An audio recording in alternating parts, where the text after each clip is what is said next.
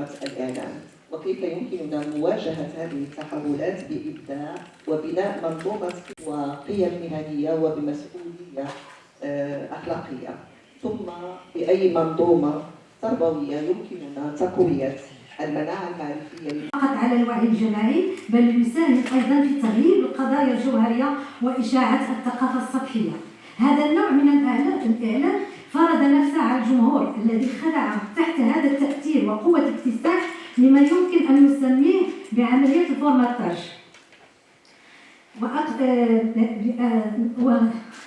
وجعلته إذن هذا الجمهور يعني خضع لهذه العملية الفورماتاج، جعلته مطبعا مع كل ما هو مثير وسطحي وسام. الندوة وباسمكم أرحب بالأستاذات والأساتذة.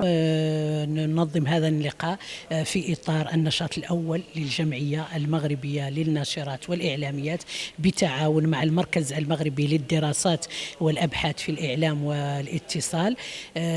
بداية نشكر حزب تقدم الاشتراكية على حفاوة الاستقبال وعلى استضافتهم لنا في هذا النشاط.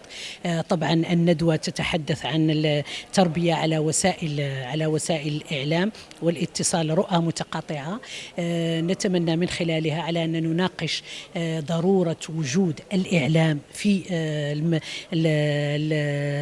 المناهج الدراسية، أيضا في إطار توعية الشباب وتوعية التلاميذ والطلبة على أهمية الإعلام بشكله الصحيح، وليس الإعلام كوسائل تواصل اجتماعي الذي أحيانا لا يكون له حدود، بينما الإعلام بتقنياته الصحيحة يعني يكون يعطي ثمرة حقيقية للتربية بشكل عام. لذلك الندوة نتمنى أن تخرج بتوصيات التي تدعو كما قلت إلى دمج هذا الإعلام والتواصل في إطار التربية، في إطار المناهج التربوية. هذا من جهة ثانية نفتح النقاش حول المشاكل التي يعاني منها هذا القطاع باختلاطه مع وسائل التواصل الاجتماعي. كل هذا الأشياء اللي تحدثت عليها دخلت في إطار وسائل التواصل الاجتماعي. لماذا؟ لأنه احنا يجب أن يكون هناك ردع، يجب أن يكون هناك عقاب، يجب أن يكون هناك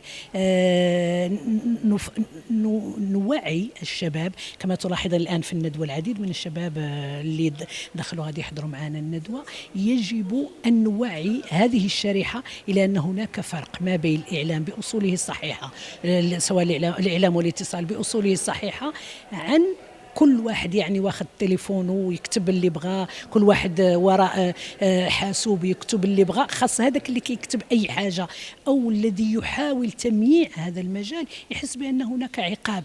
هذا هو المفروض أنه يكون. هذا العالمي الجديد سنحاول في هذه الندوة التأملية في المشهد الإجابة على هذه الإشكاليات والتحديات من خلال محورين: تحليل الرسائل الإعلامية وفهمها، واستخدام الوسائط المختلفة بطريقة مسؤولة وواعية.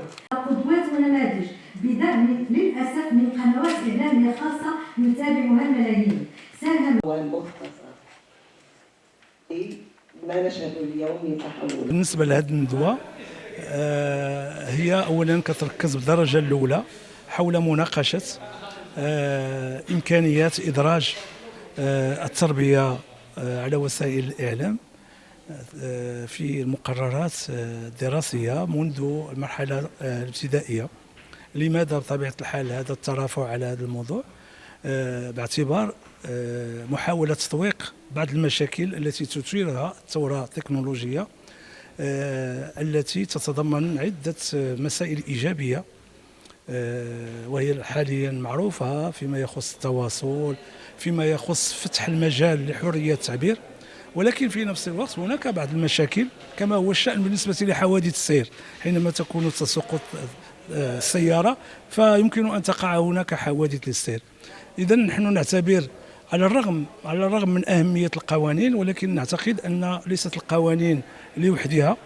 تشديد القوانين فيما يخص وسائط على المبحرين في الشبكة العنكبوتية، ولكن المسألة تتطلب نقاش عمومي يساهم فيه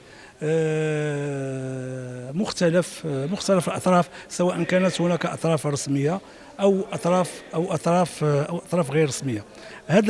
أهمية هذا اللقاء أولا تجمع ما بين مجموعة من الأساتذة الباحثين في مجال التربية ومجال التواصل، وكذلك مجموعة من الصحفيين المهنيين الذين لهم دراية وكفاءة في هذا الجانب.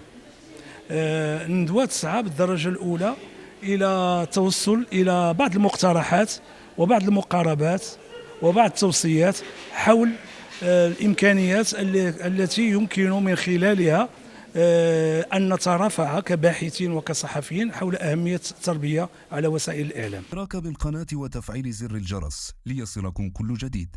الحدث بريس، الجرأة والمصداقية قبل الخبر.